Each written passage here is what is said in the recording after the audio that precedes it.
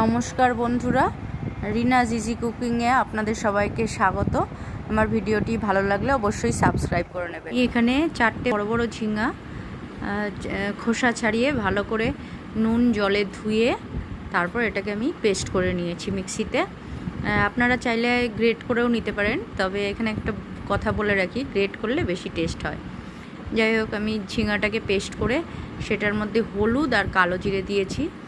আমি নুন দেব না, কিন্তু নুন দিলে ঝিঙের জলটা, এমনিতেই ঝিঙেতে প্রচুর জল থাকে, নুন দিলে আরও জল বেরিয়ে যাবে।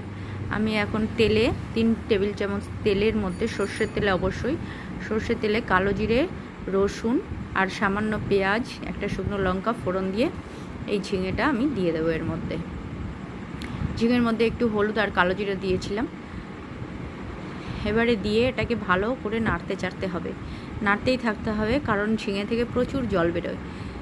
এটা মিডিয়াম আছে, মিডিয়াম টু লো আছে এটা রান্না করতে হবে। তো এটাকে আমি নাড়তেই থাকবো, ঢাকা চাপা দিয়ে দিয়ে নাড়বো। এর মধ্যে আমি কোনো জল ইউজ করব না। এটা প্রায় অনেকটা হয়ে এসেছে, যখন একটু লালচে ভাব হবে তখন আমি নুন দেব। আর টমেটো কুচি অপশনাল, অবশ্যই দিতে পারবেন, এখনই দিতে হবে, মানে এইরকম একটা সময় দিতে হবে।